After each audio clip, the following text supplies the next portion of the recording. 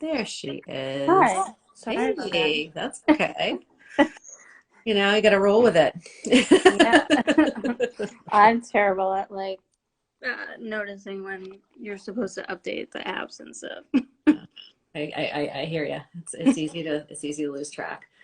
So let's get started. So Jamie is a fabulous dietitian in our practice, and you will soon see why we are so fortunate to have her. Thank you.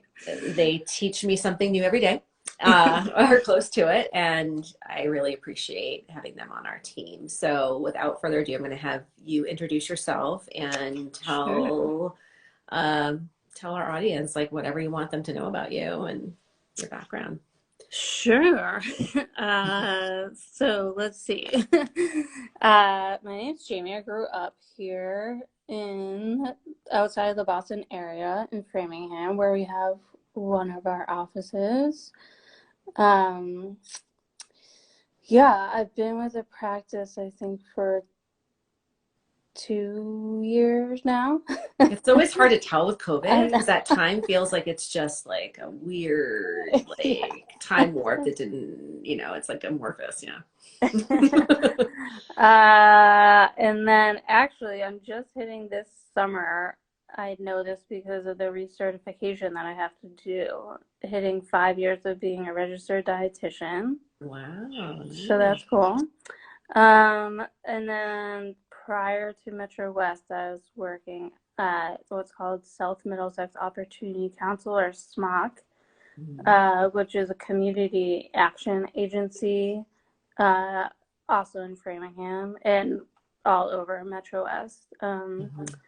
And there I was in like a community nutrition role, and now I Mhm. live in the Boston area still, but Mhm. closer to the city, so that's nice. Mhm. With my partner and two cats. Mhm. And what are your cats' names? I feel like it's always fun to share.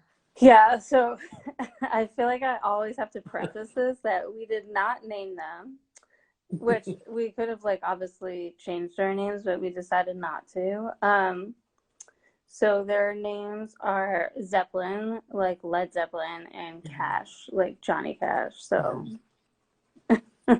I'm a fan of their music, but definitely not like would never name a pet So the after. cats don't like the cats don't embody the personalities of those musicians necessarily.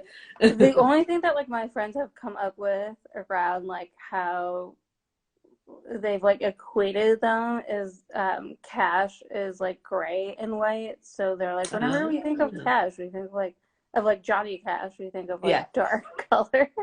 Yeah, And the it's other yeah, one is it must have been some orange. So yeah, it must have been some musicians that own them or yeah. yeah. Anyway, but yes, it's really fun to see Jamie's cats when we're meeting Yes. virtually. Yeah, it is nice. I mean, even in session, like I think some of my clients will be like, "Are any of your cats around?" I know. And I do feel like that's such a nice way to connect with our clients, right? Using our Yeah, animals and seeing their animals and they're in their natural environment. It's great. yeah. So, yeah, so I'm actually really curious. I want to hear more. And we've talked a little bit about this, but your experience at SMOC, I think was Mm, really, it really has informed your work. And yeah, yeah, maybe you could speak a little bit to that, like what your experience coming out of your nutrition training and then going there. yeah.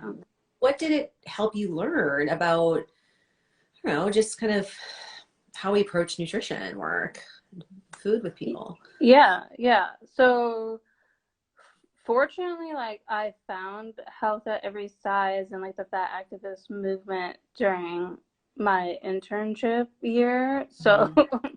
and I That's say that because amazing. That you're yeah, so because we fortunate. we're not trained through a weight inclusive lens. So I'm glad that like I was able to like when I started practicing, I've always been practicing this way. And then fortunately when I went to SMOC, I was the only dietitian.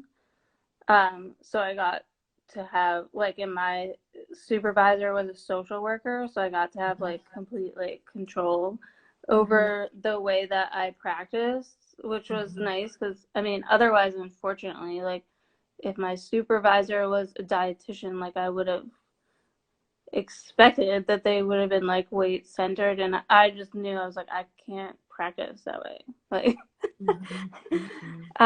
Remind me, where did you do your internship? For my clinical rotation, I was in Leominster, so like a really small community hospital. Yeah. But I mean, like, what was it through, like a school, Framingham university? State. Okay, so is that where you learned about Hayes? Were they doing some training on that, or was it just on No, your own? they maybe did like probably not even a full presentation, like maybe half a presentation. I had That's more than I got. Yeah. yeah, I had a professor, one of the like professors who did clinical nutrition, does eating disorder work too. So like she talked about like eating disorders and Hayes a little bit, but it was like I remember like it was followed by like obesity and weight management. It's almost like there was So this kind of, this is an option. This is one yeah, option that might work for some folks, right? right. But it's Yeah, not like, but there's this other option. You can still like weight can still be pathological, right? Like being at a right. certain size body can be pathological, and that's Yeah, where we really, that those two approaches can't align together, can't live together. Yeah. yeah, So yeah. And so so just I'm yeah. Go ahead. Go ahead. I came to it because my partner's in recovery from an eating Mm-hmm. disorder. And they were first hospitalized for their eating disorder during my internship. And I like had no previous experience like in the mental health system, Mm-hmm. um, and then no previous experience like with eating disorders either. So just as like trying to learn what was going on and how I could Yeah. support my partner, I just like did like a nosedive into eating disorders and connected with like a lot of eating disorder dietitians in Mm-hmm. Boston. And fortunately, as you know, here, like I think the majority of us are like Hayes informed. Mm-hmm. So I thought, I was like, oh, eating disorder, everyone's weight inclusive. And then once I came into the field, I was like, I don't understand like how you can do. I mean, I wish everyone Mm-hmm. practiced this way, like eating disorders are Yeah. not, Yeah. but Yeah. really when it comes to eating disorder work, how you can do that without being Yeah. Well, weight I inclusive. have to say, I remember like years ago, years, I think it was like, honestly, like it was like 2005, 2006. I mean, I'm dating myself, doing a presentation. So I worked at that point, I was working in like the health club environment and working at McLean part-time in like an Mm-hmm. adult eating disorder program. And I remember like really like, starting to get really, into eating disorder work and understanding it and seeing it a lot in the health club setting I was working in. Yeah. So a physical therapist and I were doing some presentations on compulsive exercise to a lot of like staff. And then we ended up doing a debate at the MEDA conference about like the obesity paradigm versus the Hayes paradigm.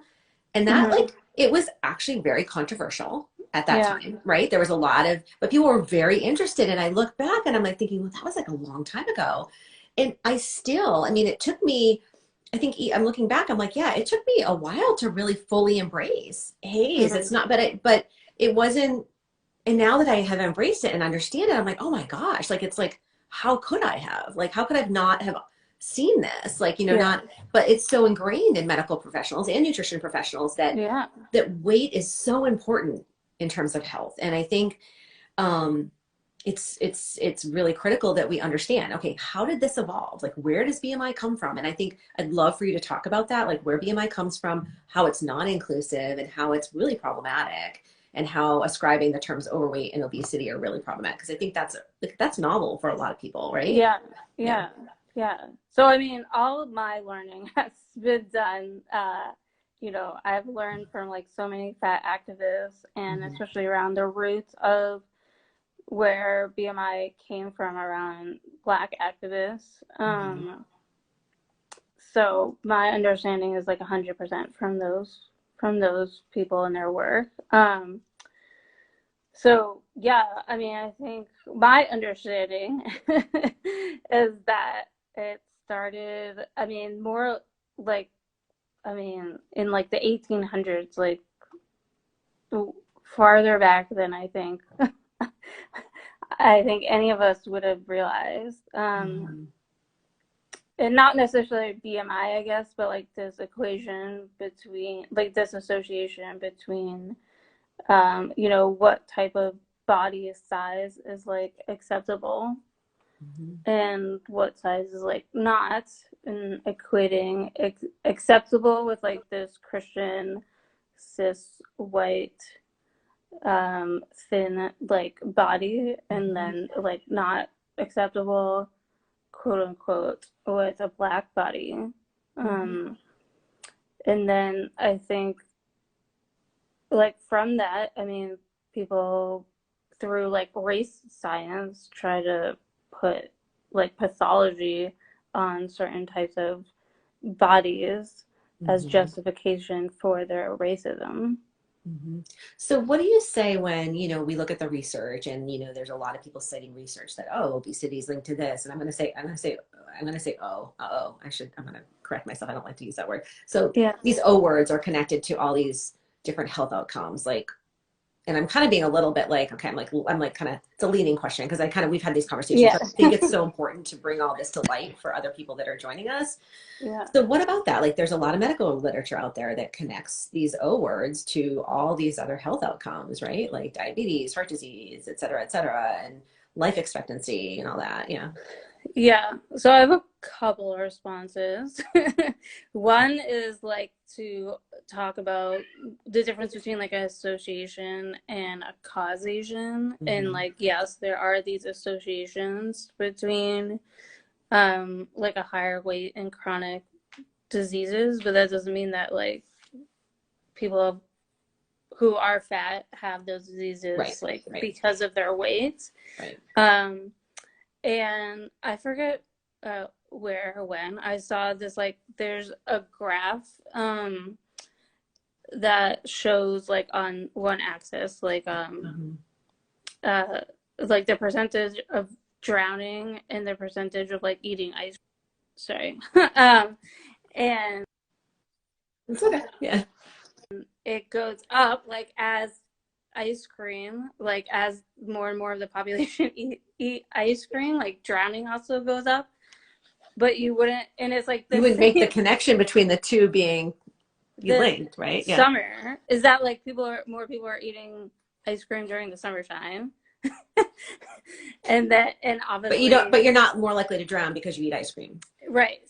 Yeah, but the curve is like the same as these like curves between being fat and chronic diseases are shown. So I think that can be like a really helpful like visual of like no one's gonna say like the more ice cream, the more likely you are to like drown. Right. And I think that's a real, yeah, no, totally. And I think it's so important to highlight that, and also that like it's really, you can't separate out behaviors and weight and all these other factors that potentially correlate, or do we know correlate with health. And I think going back to what we're talking about with the BMI and like, and race, we think about like who BMI was developed for. It was a very white Eurocentric population, right? So it excluded all these other people, right? It was just, it was limited to a certain group of people. So it doesn't, using that as a measure for anything really doesn't include majority of people. I mean, just if you're not a white male from what it was like 2 countries 200 years ago. It was never intended to be used. It's so centric in our health system. Which is it's hard. And I think the reality is it's so much harder to unlearn something than it is to learn. And I think that's what we're experiencing is there's a huge movement to decenter weight from health, or kind of extract it from the health picture. And there's also a really helpful like infographic, I guess you could say, yeah, that has like a pie chart of all the Mm-hmm. different factors that Mm-hmm. contribute to health that I show like a lot of my clients. I'm gonna write it down so that we can share it later. Yeah. I'll email it to you Okay. because I can't think of the name off the top of my head, and then we can share it. But it's awesome because it's not just like 25% individual behavior. It goes down to like details of like sleep, smoking, alcohol, like And every trauma, right? Trauma, yeah. stress, all those things. Yeah. And so I say like not only is like individual behaviors like so minuscule compared to like everything else, but you have to go hunting in this infographic to find like diet and exercise. But I Mm-hmm. think because of like the society that we live in, like when people think about health right now, all they think about is like their brains automatically go to like diet and exercise, Mm-hmm. and like that's literally like nothing. No, and it's really interesting. So I've been doing a lot of work. So I'm going through this yoga teacher training, and there's a lot of mindfulness and breathing involved. And there's a lot of research to support just altering your breathing and Mm, focusing on your breathing, extending your exhale, like changes how much oxygen you're getting into your body. And that lung capacity actually is like the second indicator of longevity after age. And oh, but air's free, right? yeah. Air's free. So who can package up air? Like my husband and I were just talking about this. Like he was like, "What? So what's this thing with like the sour cherry extract?" I'm like, "I don't know. It's got antioxidants. Just you're putting blueberries into your smoothie right now. That's fine. Like you don't have to go pay like $30 for a bottle of like concentrated sour Yeah, cherry. But to my point, like there's things that we can do around our health that don't cost any money, right? And those aren't yeah, we're not going to hear about them. yeah. Um, The research on like loneliness and health mm, is also really interesting, mhm. especially And through guilt and the shame, right? Guilt and shame and the yeah, impact on immunofactors. Like there's an increase in mast cells and you think about like the central nervous system and activating that and what happens when we're in fight or flight and all of the systems that disrupts and how that yeah. affects health. And I think that touches on like the population you were working with at Yeah, so I was SMOC. gonna say, I think we got sidetracked, but Yeah, yeah, I want to go we back can to go that. I think back to we're both that. very passionate about like the Hayes model and inclusive care and liberating people from all this bias. So Yeah, yeah, so talk a little more about the experience you had at SMOC. yeah. So I worked. My work started off with like unhoused families, um, and it. I didn't love it because like again, like talking about social determinants of health, like they need housing, they need like access to health care, they need a living wage, they Yeah, we're need talking like childcare. hierarchy of needs here. Yeah, Yeah. Um, nutrition's like somewhere in there, but it's just about access to food more than anything, right? yeah. And I mean, fortunately, so these are like family shelters that were run by SMOC. And fortunately, like while they're in shelter, their access to food is like pretty decent. Like we get, Mm-hmm. um, the programs would drive them to grocery stores so they didn't have to worry about getting there, and like all that kind of stuff. But when they get out of the shelter, it's going to be a lot harder because then there's all the living costs. Mm-hmm. um, but I just like it was not appropriate, two, like not my place. Like I don't have any kids. I am like always have been financially secure white person. Um so I didn't feel great about it. I would like usually just do like fun things. Like if it was I mean this was great about basically being unsupervised. Like my supervisor had no idea what I did. So if it was like school vacation time, I would just like play something with the kids, or cook like something together, and then like the parents would have a break basically. But Um, honestly, the cooking with them, I mean, I'm just thinking of like that's a way of connecting. around Yeah. food, and like there's a sensory experience there, and it's co-regulating. And I think that, it sounds like you were really in tune to what where the priorities were. Yeah. And then if I was talking to the parents, like I would only talk about kind of like what to expect in terms of like child feeding of Mhm. like transitioning Mhm. and growth, and like Mhm. not shaming for growth, and like not policing around food, and Mhm. then a lot of times like some questions would come up around, they have like a shared kitchen area and Mhm. shared eating area, so it would be like one family eating and then the other and then another family could be like playing in the Sure. same like Yeah. room. Yeah. So like obviously, I mean, any child would be like, I'm not eating, like my Right. friend over there is That looks a playing. lot more fun over there. Yeah. Yeah. um, but then I started working in their substance use treatment centers, and I really like loved working there because they got like the language, like they were talking kind of like a similar language around like recovery. Mhm. When you say similar, do you mean similar to what you were going through with your partner, or Like similar to? similar, just like language that we use with like our Yeah. clients. Yeah. Yeah. Um, and they experience like a lot of body changes, obviously, Mhm. when they become clean, and it was like very uncomfortable, and definitely a lot of like disordered eating going Mhm. on, and body Mhm. image distress. Yeah, there's a lot of times like a coexisting occurrence of eating disorders and substance Yeah. use. So one can get that one as one behavior is decreasing, the other one starts to surface. Yeah, and it was also interesting because these substance use treatment centers were run by the Department of Public Health. Hmm. So it was a very different model than like the for-profit like eating disorder centers that we're Oh, familiar with. absolutely. Hmm. Um, so like seeing that like in action was like really, really interesting because it's Yeah. much like no one had to be, they weren't exactly like in their town necessarily, but they weren't like far away. And did they Whereas, were they staying there? Like, was it a treatment, like a residential program?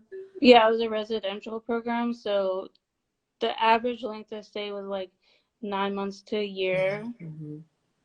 Um, and they would start like working towards the end of the program. So I thought that is like nice too, because it's like you're dealing with this transition while coming home to like a safer Hmm. place and like getting Hmm. that under your belt before Hmm. you move out.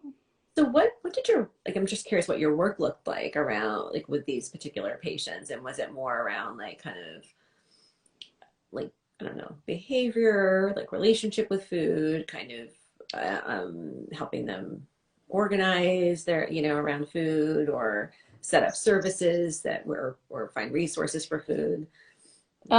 In the treatment centers, I did a lot of like, I mean, talking about weight stigma and fat Hmm. phobia and Hmm. body image distress and my relationship with food.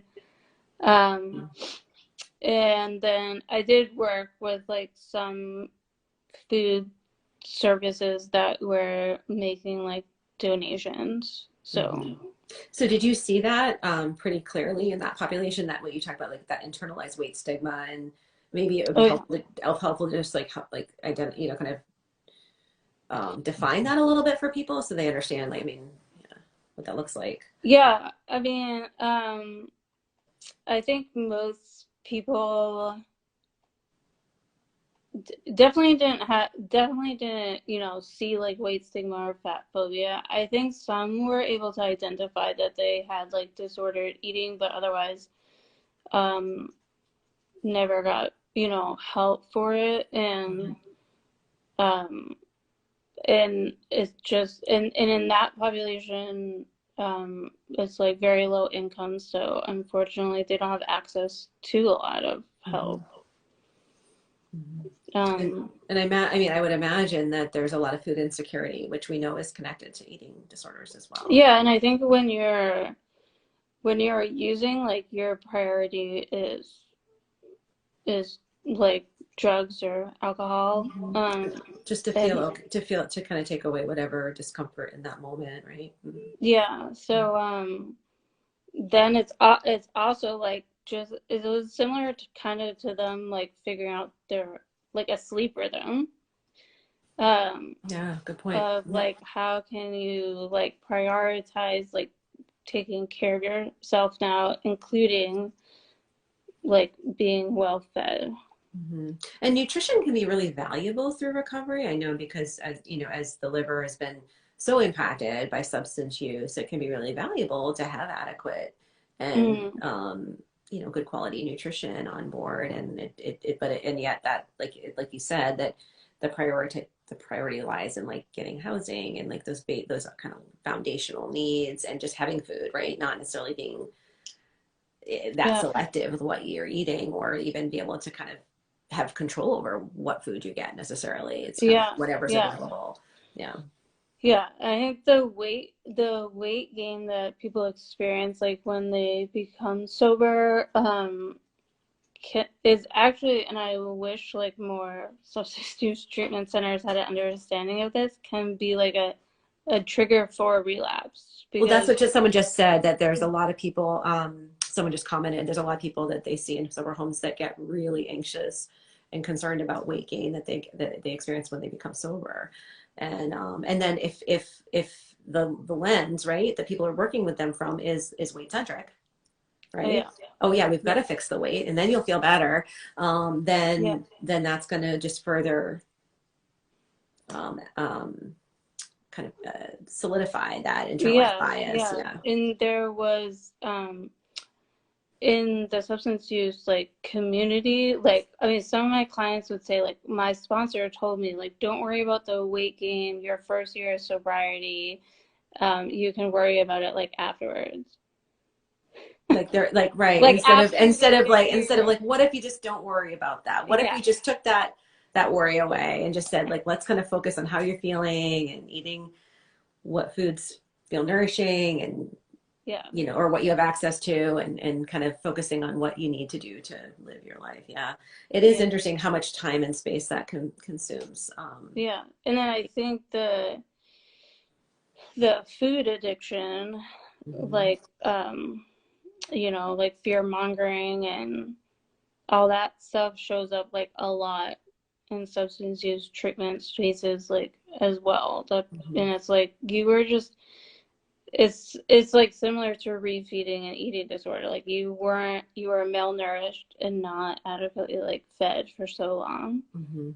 Mhm. Mhm. That right, it is so interesting because we do see such an overlap with those two mental health illnesses Yeah. and some you know the messaging towards someone with substance abuse might really um, encourage that disordered behavior. And I've Yeah. seen a lot of people transition, you know, compulsive use of, you know, or substance use to like compulsive exercise and Yeah. other behaviors that we think of as healthy, right? And Yeah. but done to a certain extent, anything, or done to a place where it's disconnecting you from your body or potentially like hurting your body is not is still kind of a problem. Yeah. Yeah. So I'm wondering, you know, how you feel if we shifted to kind of talking a little bit more about your experience with the LGBTQA community. And I know you're going to be presenting at MEDA Yeah. in a couple months, particularly, I think it's specifically with around the trans population, right? Yes. Okay. Yeah. I really love, I know I learned so much talking to you and I have so much more to learn. And I think you have such a wealth of knowledge and we're you know it's amazing that you're giving us this time to share it. So if there's I mean could you just kind of help us understand what is the landscape in like both in the queer population and then specifically in the trans population when it comes to eating disorders, like what are we talking about compared to like the general population in terms of incidence? Yeah, sure. Well, we know the prevalence rate of eating disorders in the trans and non-binary and intersex and gender diverse population is a lot higher, Hmm. almost Hmm. like at least 4 times higher than among like cis hetero peers. Hmm. Um, and And unfortunately, it's definitely underdiagnosed, and there's a lot of barriers to like access to care, just from like systemic oppression and barriers that the queer population faces in terms of like employment and financial security and healthcare and all that stuff that would help someone access care. And Which, then and I'm wondering if this population is more likely to avoid medical care for a variety of reasons, for bias, like for, experiences being discriminated Yeah, against. yeah, Yeah. yeah, I think definitely. And yeah, I think definitely like avoiding medical care, health professionals, like for like due to like previous harmful experiences with providers. Hmm. And then, we know, I mean, the common narrative, like if someone usually, if you just ask someone, like, you thought of in your mind someone who has an eating disorder, who would you picture? Hmm. And they usually, The thin white female, right? Yeah. yeah, who's like Young, 16 years generally. old. Yeah. Yeah. Yeah. Hmm. Hmm. And we know that that is not the case. So it's also just like not seeing yourself and being able to like name your experience of, oh, that's like something like that's also going on with me. I didn't know like there was help that I could get, or that other people had this experience, or Hmm. yeah. And then um, there's also unfortunately a lot of weight stigma in gender affirming care too. So a lot of surgeons who provide gender affirming surgery have BMI limits.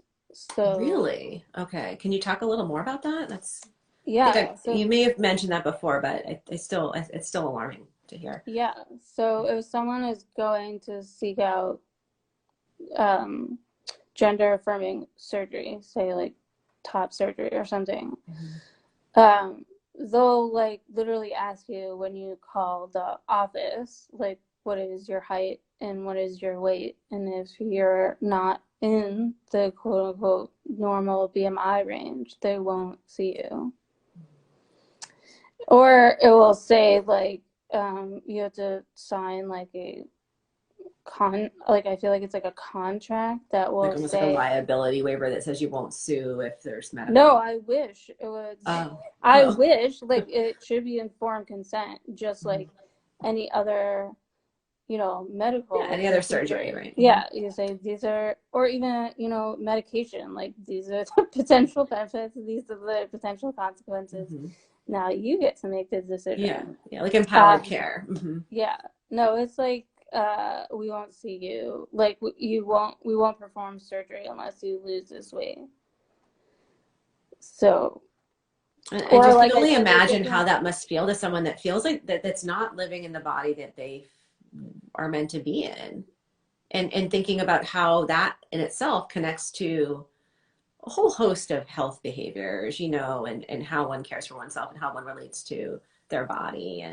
Yeah. And the reason we know so many people that are trans, well, you have a lot more knowledge than I, but the not feeling at home in your body, that's a huge reason why someone may try to find multiple ways to change their body and to hurt their body, Yeah. intentionally or subconsciously. Hmm. Yeah.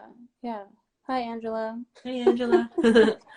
um, yeah, and I think fat phobia is also rampant in the queer community. So like across all gender ideals, Mhm. like non-binary, a trans man, trans woman, there is a body ideal within, like, across the gender spectrum as well, which, again, so, like, if you're a fat trans man,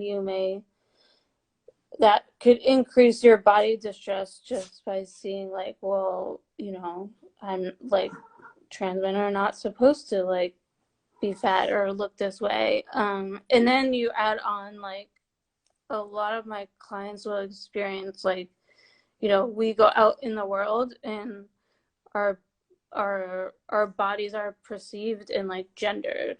So, like, I could be feeling really good at home, in my safe place, and feeling, like, really affirmed in my gender, and then I walk out of my house and people are gonna gender me, and that is, like, often, based on, like, shape and like facial hair, not having facial hair, length of hair, all that stuff. It's a really good point. And it's interesting to think really how from an early age, and I'm hopeful that things are starting to change. I mean, I know, but from when I was growing up, I mean, it was just assumed we have this binary. You're either female or you're male. And I think, and I know in your training with us, Jamie, we talked a lot about this spectrum of, gender identity, of sexuality, and it just makes me think, gosh, like there really isn't that room to explore.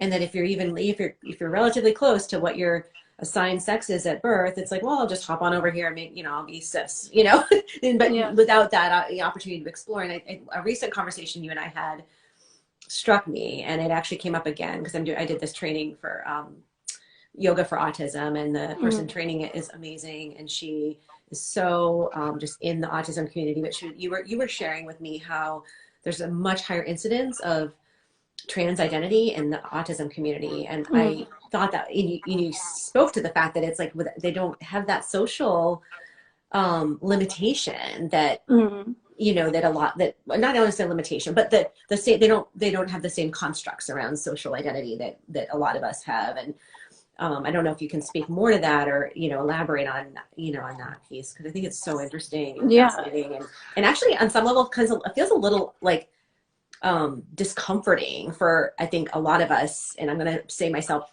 included, that really like want order, right? Want things to fit in a nice neat box, like, I mean, and also, but want to be very welcoming to all people. And so I don't know if there's anything you can add to that. And I mean, I've been trying to learn more and more from, like, the autistic community, and from my clients themselves, obviously. And that has been, like, their experience of gender is, it's almost like it's a way to mask of, like, I'll just present how, like, this is what our society tells us, boy or girl. But a lot of autistic people don't, they're, like, only taking in our social norms of, like, our society, and so that is a way that they can be, like, perceived as quote unquote normal by the neurotypical world. So yeah, meaning normal by deciding that yes, I'm female, or yes, I'm male, by like aligning with whatever their sex is, whatever they were assigned at birth. Okay. Even if that may not be true, even if it doesn't fit for them. So you're seeing a lot. That's interesting. That concept of masking, that does come up a lot. I think it's really fascinating in that population, and something that I really hope we keep looking at. And I think with my autistic clients with eating disorders, the conversation around masking, like, has also been interesting, because engaging in eating disorder behaviors, because they're so normalized in our society, is also a really good point. That's such a good point. And well, then and one of the guests tomorrow, I can't wait to talk to her about this. She's Lena Dugdale. She's biracial, so she was black, half white, and she grew up having both of these kind of norms around body type, and just Yeah. not feeling like she knew where she, as an adolescent, not necessarily like feeling like she fit either.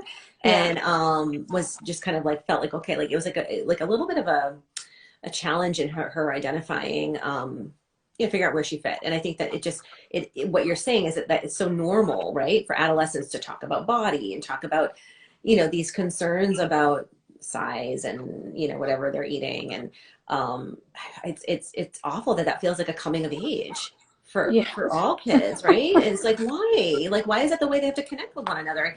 And you're right. Like, I think there are people in the autism community that, whether it's like, that could become an interest and a fascination, right? Let me just fixate on my diet, and let me just get really like dialed in to what I'm doing with my food and my weight.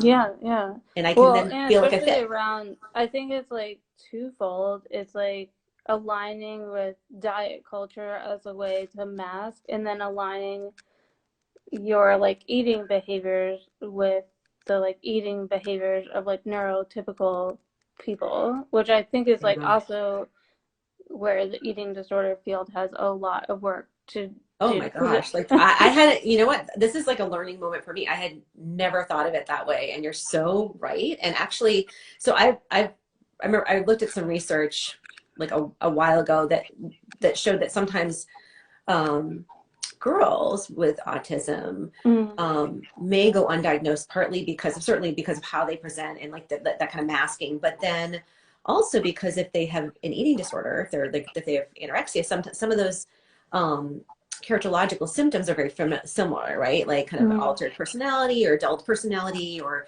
social cues. And then when you renourish, all of a sudden you're like, wait a minute, okay, like there's something Yeah. more here. And Yeah. so I've never thought about it the flip way around, though, they're actually adopting these behaviors because that's a way of masking. That's interesting. Yeah. Yeah, yeah. And I think especially like for eating disorder treatment, there's expectations of like your food has to be varied and you can't be eating the same thing. And like this is what it should look like. And Mhm. Yeah. we're like not being flexible or inclusive because um Yeah. there are certain ways of eating that is going to be more comfortable for other people that might not fit into like our like I'm neurotypical, like a neurotypical ideal of like Hmm. what Hmm. eating should look like. Hmm. That's an important point. Yeah. Yeah. So, um, and I know that the presentation you're doing at MEDA is around trans affirming dietetic care, nutrition care. Mm-hmm. And I don't know if you can speak more to that. Like, I know you have a whole presentation set up, so we have like maybe 15 minutes left. You're Yeah. not gonna be able to give us the whole spiel, but like I'm really curious, like what are we talking about, and like how do people become equipped to work with people that identify Good or are question. trans? Well, my partner OJ and I, we've been doing, I guess, we've been dabbling a little bit more in doing trainings. Like actually conducting trainings. Yeah, Yeah. yeah. And we usually start. So I think like when we've been going to like eating disorder conferences, a lot of the queer like trainings have just been so like 101, like language, and like it is obviously very important, and people need to start there and like build up that foundation. But I do think there are like a lot of people that are ready to go like beyond that. Mhm. So we usually start with like language barriers, like intersecting identities and how that may impact the Mhm. development of an eating disorder, like why we're seeing increased prevalence rates of eating disorders in this population.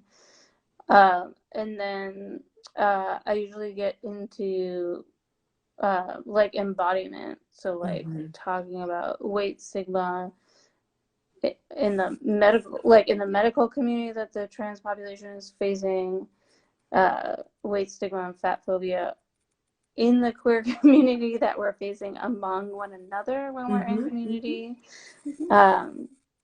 Yeah, I think about it too, like just in terms of, yeah, and there's different subsections of the Yeah. LGBTQA community, and they're the kind of the culture around food and body image constructs are very different, I imagine, from like one Yeah, group to I the have next. in one of Mhm. my slides, I have some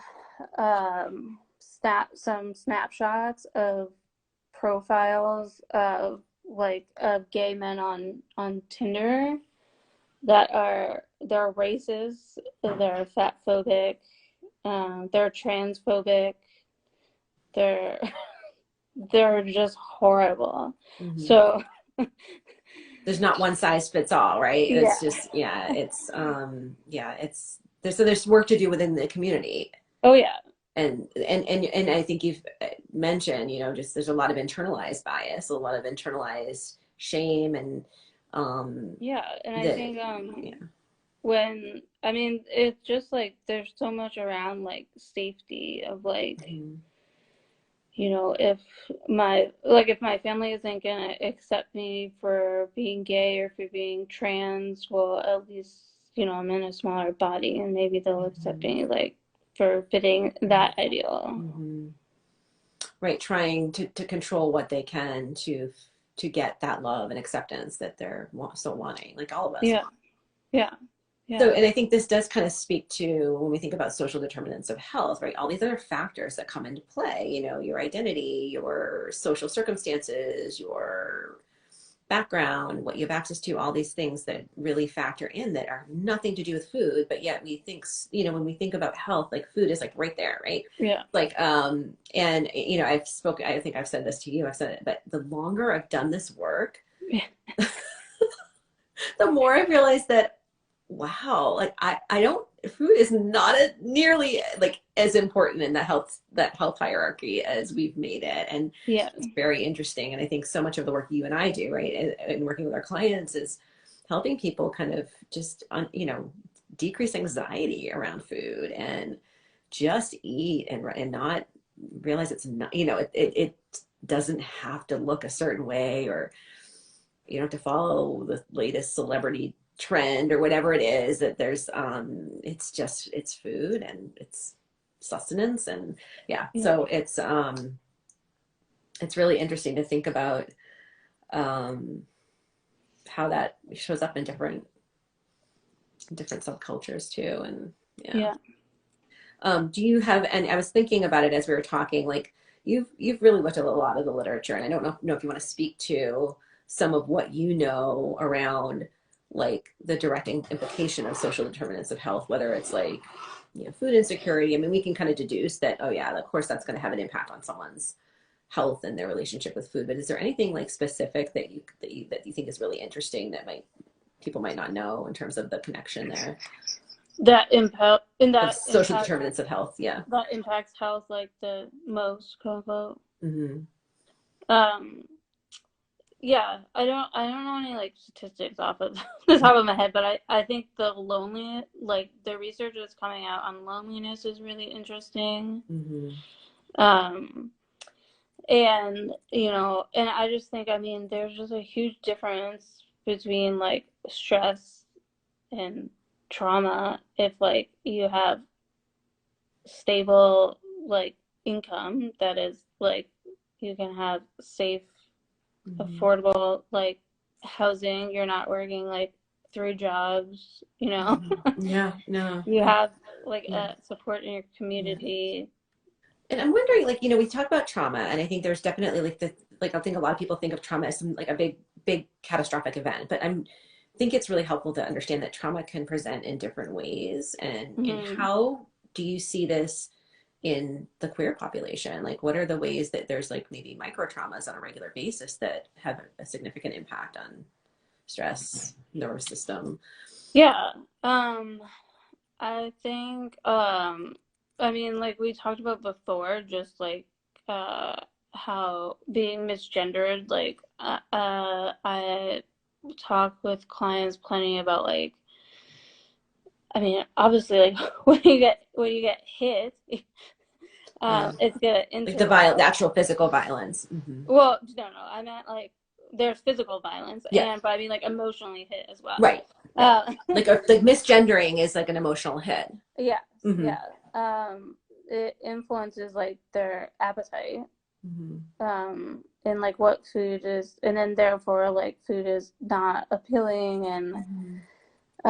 and just makes it harder to eat on top of being in recovery from an eating disorder and already having like a difficult time choosing what to eat. So it can really like disrupt someone's recovery process. Yeah, no, and I think when you say hit, I think that's a really important kind of way of thinking of it, because we think about being hit as something physical, but there are emotional wounds that can happen on a regular basis for someone that is in a marginalized identity, right? Living in like potentially out in the world, and like you said, not in a safe space, and feeling like they're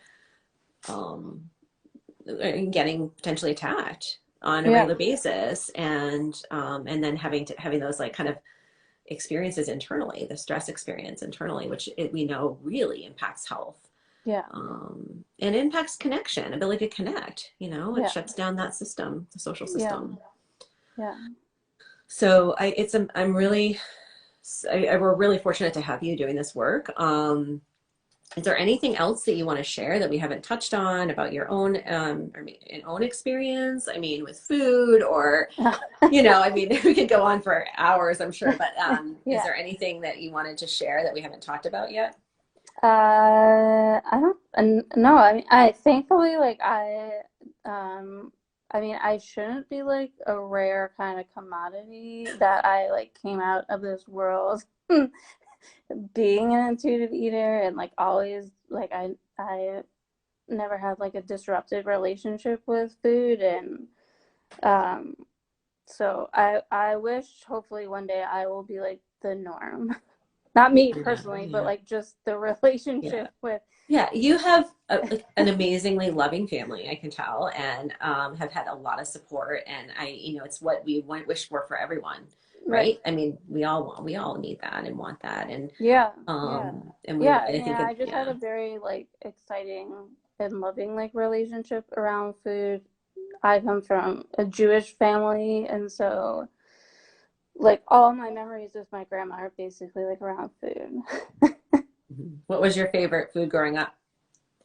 My favorite food was probably like my grandma's Lucky's.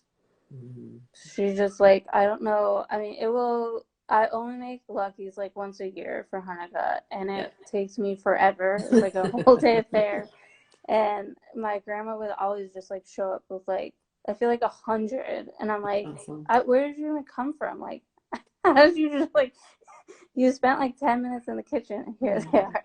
I know. Aww. And it is, there's something special about grandma's food. We actually talked about that earlier with Kamali. Like her kids say that they're like, her soup is almost as good as grandma's, but not quite. It's like the same soup, but it's not. Grandma's is extra special. It's like that extra grandma touch. Yeah. Lots of love. So I am really excited for your presentation at MEDA. And I don't know if there are other clinicians on here that will be at MEDA, but I think it's going to be fantastic. And you're presenting with someone else, right? Yes, I'm presenting with Vaughn, who is a trans dietitian at the Center for Discovery. Oh, okay. I've heard of them, but I didn't know where they were practicing.